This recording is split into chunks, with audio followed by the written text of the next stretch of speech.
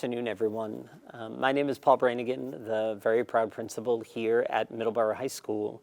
And today we have an opportunity for us to be able to share with all of our students and families about really the exciting adventure ahead with the launch of the brand new schedule for Middleborough High School. Our first since 1997, so it has been some time. I want to introduce some really important people in our school, but more importantly, really important people in the design, in really the structure and the work of designing this new schedule. So I'd like to have them take an opportunity to introduce themselves to the community. I'm Justin Pitsley. I'm a music teacher and fine arts department chair. I'm Steve Chamberlain, and I am the math department chair at Middleborough High School. Great. So thank you, Mr. Chamberlain, and thank you, Mr. Pitsley. That Mr. Pitsley and Mr. Chamberlain and myself and a whole team of educators have been working on this schedule for almost 2 years now, if not longer.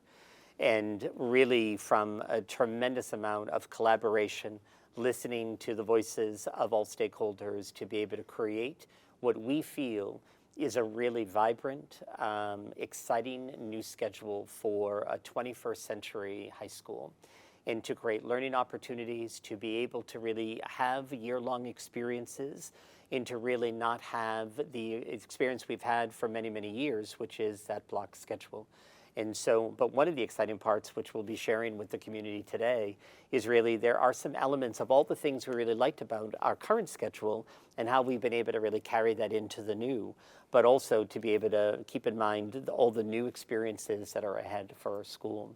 So this session and this show today is really about sharing with you about elements of our new schedule, but also the exciting times ahead of choosing our courses and beginning the program of studies and the building of our schedule for next year, which begins in early February, which we're right on the doorstep of. But one of the things I think would be important to start with as our students are beginning to think about what are the opportunities for themselves next year, what kind of courses do they want to take, what experiences, our seniors with internships and fire science and all of that, they're beginning to think of these next stages for them. But I think it'd be important to maybe just talk in an overview of really what does the schedule look like. And we know that we have, instead of having orange and black days, we have now created more an orange week and a black week. So maybe what we could do is, Mr. Pitsley, I would love for you to maybe, if you could, maybe take us through a little bit of just the overall look of what an orange week will now look like in the new schedule. Sure. So the Orange Week schedule, which I believe you can see, it features 50-minute classes. So all students are going to carry 8 classes at a time. And this year and in previous years, students have carried 8 classes, at least 8 classes for the school year. They were just split up into semesters. Right. And some classes were quarter classes and variations of that. So we've maintained the 8 classes for everyone. So in the Orange Week schedule, there's 4 days in that rotation, and each class period is 50 minutes long. And there's a intent and purpose behind that to help momentum in class and engagement during class time, and also to allow for all our students to see their teachers for the entire school year.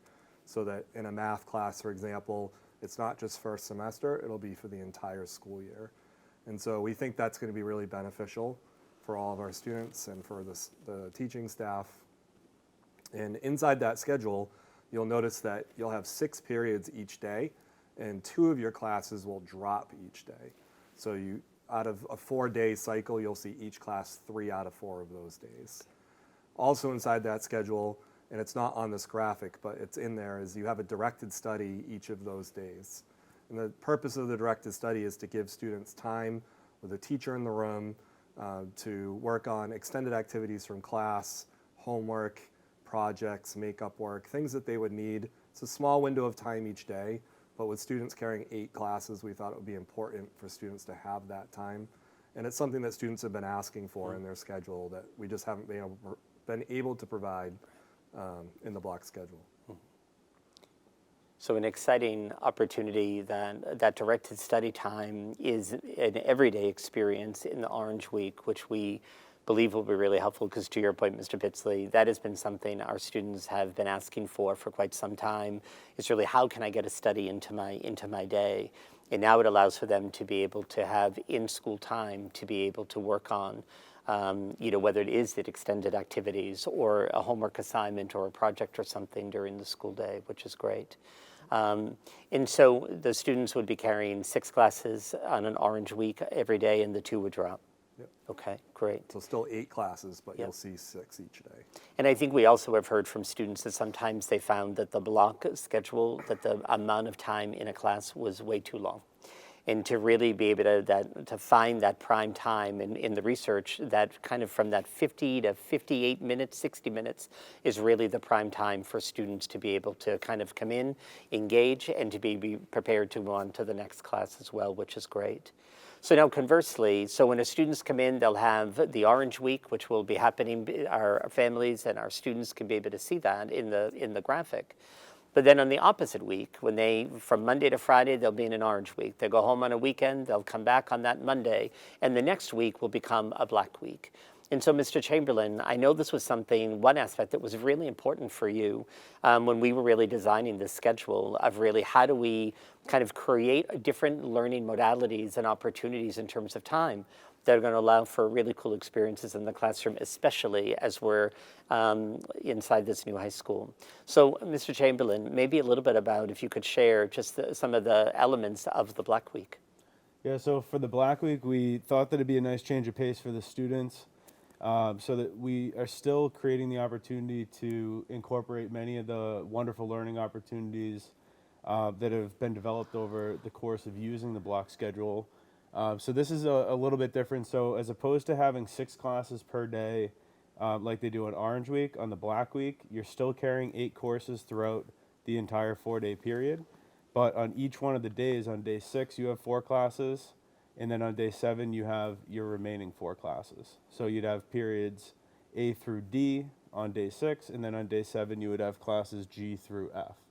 And then it's going to repeat again on day 8 and on day 9.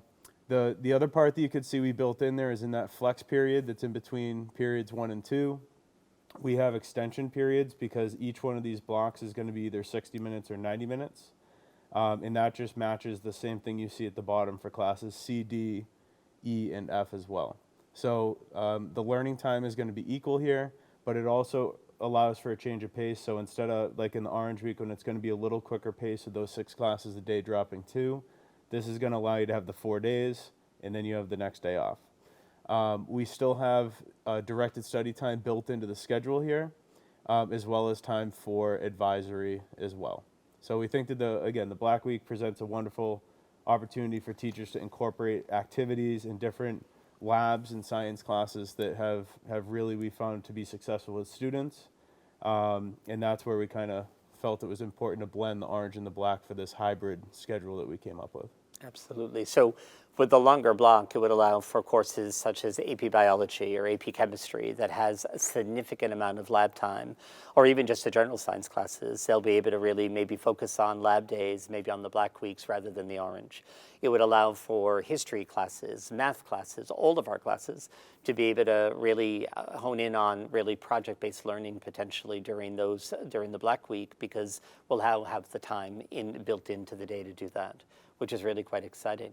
Yep. One of the things that you may have noticed at home, but really for something that maybe we could chat about, which was really an important part of this group, this new schedule committee that has been up and running for the last 2 years in really building and vetting this new design.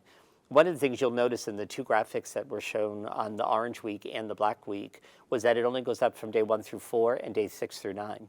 We know we have 5 days in a week. And so maybe that we could talk about, well, what does Friday look like? Because this was really an exciting part for us of really how do we close every week as we transition from the Orange Week to the Black Week and then the Black Week back to the Orange Week. And one thing to note, just as a clarifying, that in this schedule, it's very fixed. So week 1 of school is orange, week 2 of school is black. Is that kind of really what the intention is, that there's not a lot of mobility, that it's really going to be a very structured schedule to help our students kind of get used to the routine of the classes? That is correct? Yeah. All right. So maybe we can chat a little bit about the Sachem block, or excuse me, the Sachem day in terms of our Fridays on day number 5 and day number 10. So maybe Mr. Pitsley, Mr. Chamberlain, a little bit about what that looks like. So anytime we have a day 5 or day 10, which is not every single week, if there's only 4 school days in a week, we'll stay in our normal rotation and we'll skip the day 5 or 10 just to maintain the maximum amount of time in classes. But when we do have 5 school days in a week, we'll have a Sachem day, which will be day 5 or 10. And these days feature all 8 of your classes in one day. And you'll notice that each class is 30 minutes long. And the purpose for that is for teachers to be able to kind of wrap up their week with their students all together, get ready to transition to the next week, whichever orange or black follows. And it's a great time for teachers to do check-ins, formative assessments, quick writes, some practice examples, a quick presentation, different things like that. Teachers are really excited about this opportunity for these short windows. It also helps move the day along on a Friday. You're just constantly moving to your next class, so the day won't drag along. And then we've built in something that's been really a trend in education across the country with this block of time that we're calling the Sachem block. And this is a personalized learning block for all of our students.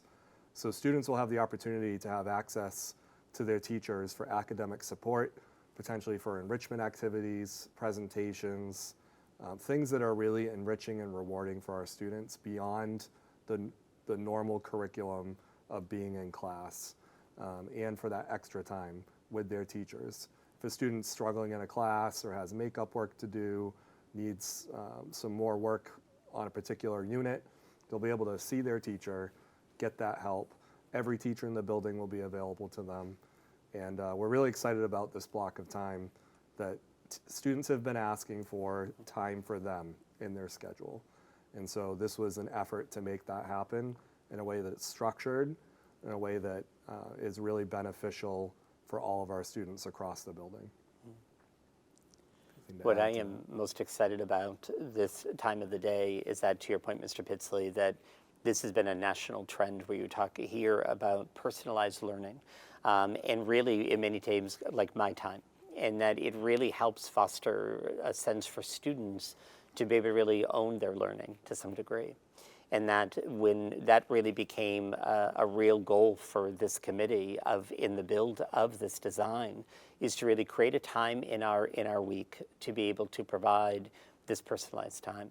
And it also, just for the clarifier, it also falls within what our lunch period. So at some point during that Sachem block would also be their assigned lunch. Is that correct as well?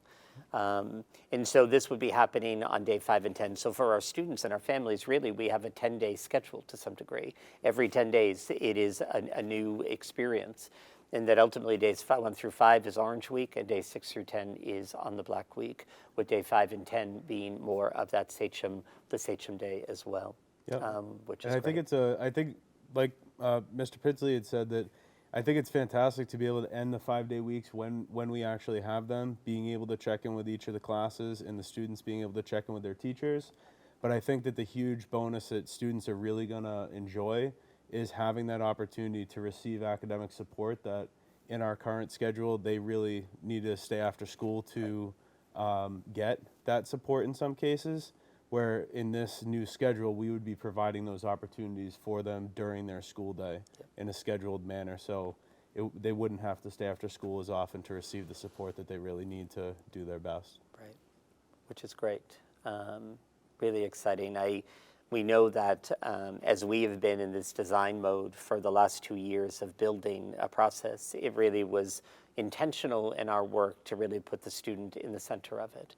And really, what do we want a day in a life to look like? And we think with the balance of, their classes for the year. We're still going to be having semesterized courses. A lot of our electives would still remain from a September to January, a January to June. But in our major content areas, that those courses would now become a full year experience, which is great for those students who are in math, that they can have math all year. And I know from Mr. Chamberlain that is music to your ears, that they're not having math now this semester, and they won't have math again until next fall. So those gaps really become problematic, especially when you're looking at the high school student as well, and especially our younger students in particular. Right. Absolutely. So, which is great. So as we begin to build this, it's also an exciting time because we're right on the doorstep of our program of studies, which is a yearly event. We get to the beginning of the new semester, and it's okay as we're setting our sights on a new semester. We're also now starting to set our sights on the new academic year. And so since October, all of our faculty have been involved in really our yearly design and review of our program of studies. And so maybe for Mr. Pitsley and Mr. Chamberlain, who are both department leaders, could you just maybe share a little bit as a department leader? This is a huge lift on you as a department head to be able to really go through the program of studies. And what are the things that you guys are looking at as you are redesigning and creating each and every year of a program of studies?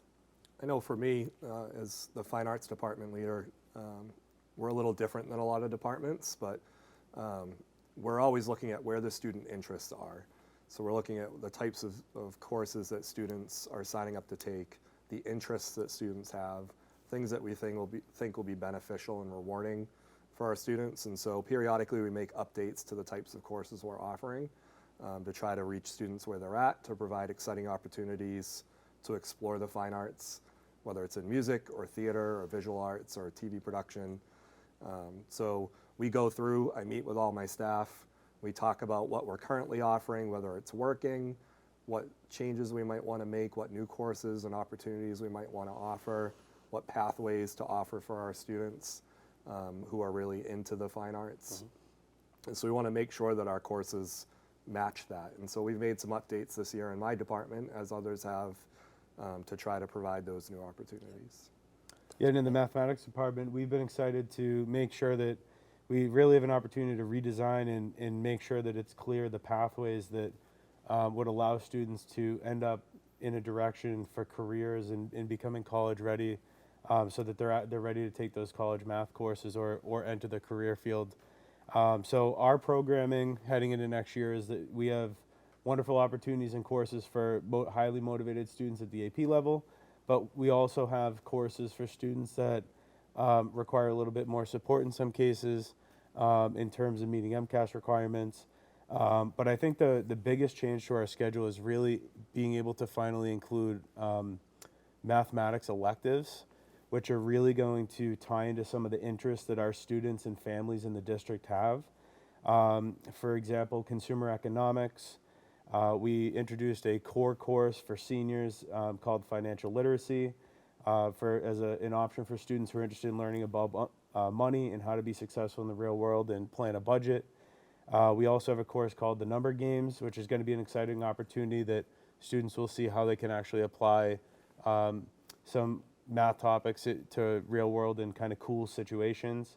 And then our last new addition is the stock market game, which is, of course, interest to a lot of students who, one of the topics students like is how do I make money and how can I make a lot of money? So we want to appeal to their needs and hopefully make it something that's enjoyable, but I think that providing as many opportunities as we can for our students and families is really our goal.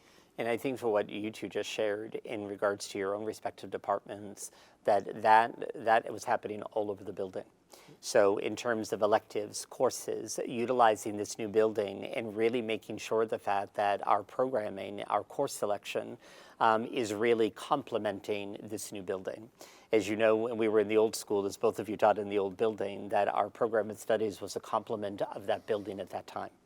And so now being in this building, we're finally in a place where we can start the recreation and really design of things very, very differently. I'm excited the fact we're finally going to be able to offer robotics this year, in the upcoming year in science. English has a slew of new electives, so I think there's some really exciting things that are happening, and I'm grateful for the work you guys have done, as well as the other department heads and also all of the teachers in the building as well.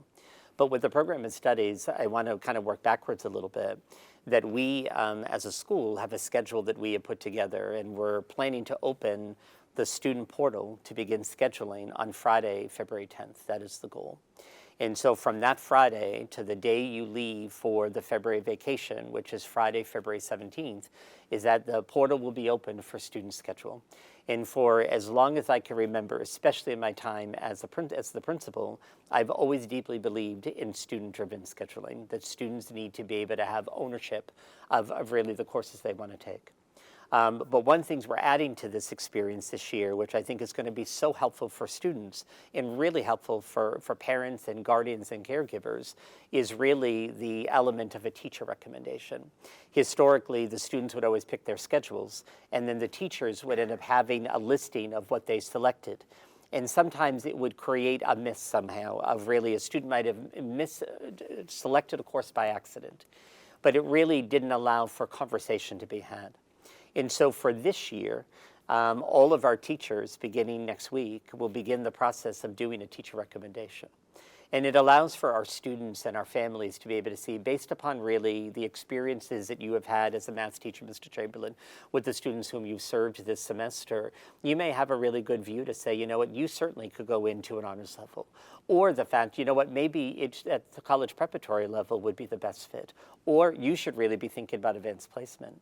And it allows for a little bit of a guide and a roadmap for our families to be able to figure that out. And so starting the week of the 30th, that is going to be a focus of all of our teachers in the building.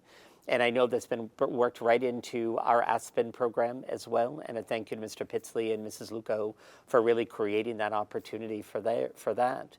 Now let's go to the week of February 6th, because that's really an important week. The week of February 6th, we're going to be hosting an advisory week for each and every day.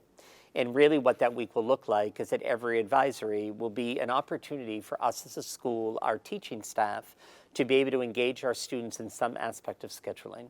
And so, you know, maybe looking at really how the courses are going to work, how to navigate really choosing the courses you want to do. And so every day we'll have about 30 minutes to be able to engage every grade in grades 9, 10, and 11 about that. We'll also be working with our 8th graders during that week as our school counselors will be making their way down to the middle school to begin working with our future Sachems. And then really on top of that, that same week, each and every night from 6:30, starting at 6:30, will be a program of studies night. And the intentionality of the scheduling committee to offer the same program every night is allowing an opportunity for every family and every student to be able to come, to be able to listen to the course selections that we have ahead of us, to also be able to maybe learn about elements of the new schedule. And we're going to be offering the same program each and every night from Monday the 6th through Thursday the 9th. And it would allow for families to come to any of those sessions at all. And I think the spirit of that night is to be able to actually take our upperclassmen families and give them a personalized engagement of the program of studies and the new schedule, and really have another opportunity to work with our rising 9th graders. So we'll kind of see where, you know, the groups as they come in, and with the team of people who will be helping that evening, all those evenings, to be able to divide and conquer the group to personalize the experience as well. So with all that being said, we open the portals on the 17th. We will close them on the 17th, and really the real reason why we wanted to do this kind of show is to really help students to begin thinking about their schedules for next year. And so I want to turn it back over to you, Mr. Pitsley and Mr. Chamberlain, because one of the things that you created is really a design and a sample of what a student schedule may look like. And maybe as we're looking at all the things in these events that we're doing leading up to the opening of the portal for student scheduling, there's some things we want our students to keep in mind. Yeah, so I think all the things we've talked about today are things you want to consider as you start to select the courses you'd like to take for next year. And so thinking about your teacher recommendations, which are just recommendations to you, but they're useful for you to have as a piece of that puzzle. And then thinking about the fact that you'll be carrying 8 classes for the year, with some electives being semesterized. Those are things you want to think about, and you can see in the graphic here that what a sample schedule would look like. So this is a sample sophomore schedule, and you could apply this to any grade if you take your classes from this year, and you could populate 8 classes. It's the same number of courses.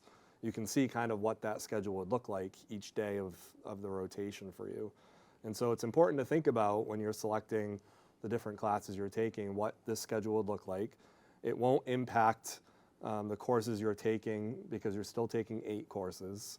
But you'll think about, the levels that you're choosing, the electives that you're choosing. This is going to allow us some more flexibility with your schedule. One thing we haven't mentioned yet today is that most of our AP classes will now they'll still be full year, but they're going to go from 7.5 credits down to 5 credits. And that flexibility of that extra 2.5 credits is going to give you some more room in your schedule if you're an AP student to take another course, potentially an extra 2 courses if you have more than one AP. And that's going to be really helpful for those that have scheduling log jams each year to hopefully be able to fit in those credits that you're looking for, whether it's band for the entire year instead of a half a year, or chorus, or one of your other classes. So when you're choosing your schedule, you're going to notice that you might have some more room that you didn't expect that you'll have. And so that's something to think about as you're choosing the classes that you'll be interested in taking. Yeah, and I think it's important that 2.5 credits, it could go towards, like Mr. Pitsley said, an extra elective course. But if you have 2 AP classes, you could potentially take an additional semester course that's 5 credits, or even an additional AP course if you wanted to, add that challenge to your schedule. It's also going to allow for students that are rising 9th graders that when they select their courses, they're actually going to be able to choose one additional elective as well. Students that are entering Algebra 1 during their 9th grade year. Because of that extra 2.5 credits as well. So. And what we've really been working hard at is making sure that this process is designed for students. We built the new schedule around the needs that students have academically, also what students have been asking for in their schedules for time for them. We're trying to make this scheduling process designed to really personalize every single student's schedule around courses that they need to take and classes that they want to take, things they're passionate about, things that they want to explore, some risks they want to take, or priorities in the classes they want. And so as we're going through this advisory week, as Mr. Brannigan talked about, and going through these program of studies nights, that's our focus, is making sure that students are selecting the courses that are best for them academically, social, emotionally, all of the different factors that go into why you're taking a class, and making choices for electives and other things that are of an interest to each student, as opposed to just ending up in a class somewhere. We're trying to avoid that any way we can. Right. And one of the things that we are planning is that on the day before the portals open for students to begin scheduling is to really give all of our students a document where they could start really doing some fill-in and identify some of the courses that they would like to have and do. Be thinking about really the balances of their classes. For our rising seniors, that the internship program, early college, through our partnership with Massasoit Community College, fire science program, that all of those programs that have become really very important to our school are things that will continue. And so that is really an important message for our seniors, our rising seniors in particular as well. And one of the things, if you can speak to, is that we, over the last school year, spent a lot of time looking at student schedules, current student schedules, and filling them in from all different perspectives. Mm-hmm. And what we found was that in all cases, that there was some real flexibility that was given to students. Now, granted, sometimes the schedule is going to schedule 2 things at one time, we know that, and that may still continue. But in terms of really finding a lot less log jams that this current schedule has, was really quite powerful for us to say we have something here that's really quite exciting as well. So as we begin to close, and first and foremost, thank you to the 2 of you for being a part of this conversation today.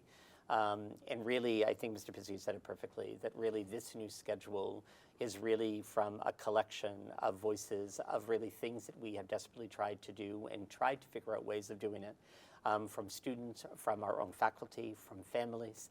And we really believe that we have a schedule on the horizon that will really, we hope, will be really a game changer for the day-to-day operation of a school. and for students to really help find their passion and then cultivate that passion of the things that they're interested in as well. So before we kind of close, not to put you both on the spot, but is there anything you think would be really important over the next many weeks as we're leading up to February vacation? Anything, words of wisdom that you would want our students or our families to be able to consider? I think that it's important to just keep in mind that you want to try not to get overwhelmed by thinking about that we're carrying 8 classes at one time or 6 in one day, because remember that built into the schedule, we have time, directed study time. There's time built into the Black Week where the students will receive additional support and they have opportunities. And on the Sachem days, they also have opportunities built in to receive additional support, and they have time to complete some of that schoolwork that right now they don't during the school day. So I think that once the students get into the schedule, they're going to realize that it really is a schedule that's been well thought through with their best interests in mind. Thank you, Mr. Chamberlain. I would say to really take advantage of this window of time that we've created to engage with the classes you want to take, and to think about where you've been in your journey in education here in Middleborough, where you'd like to go, whether you're coming in as an incoming 9th grader or whether you're finishing up your journey with us as a senior, and everyone in between. We want these courses to be something that you can be proud of, that you're excited to go to. We know that school isn't always the place you want to be every day, and not every class is something you're going to want to take. And we understand that. Sometimes that's just part of life and education.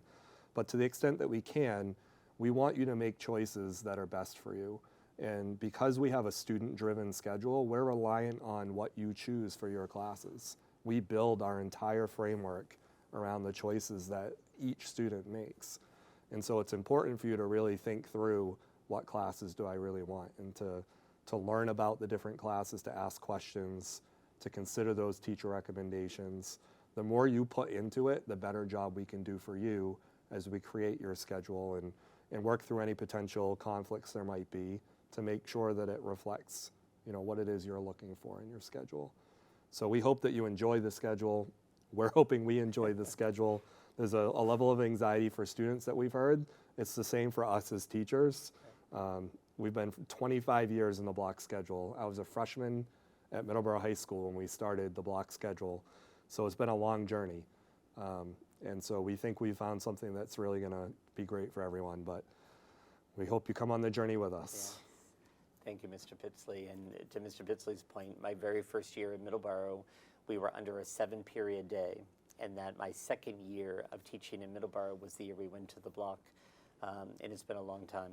And we finally have an opportunity to really rethink teaching, and more importantly, rethink learning as well. So for all of our families and students, that over the next couple of weeks, you'll be receiving information in Brannigan's bulletin. There'll be some special emails that will come out as well. There'll be some social media posts in terms of sharing information.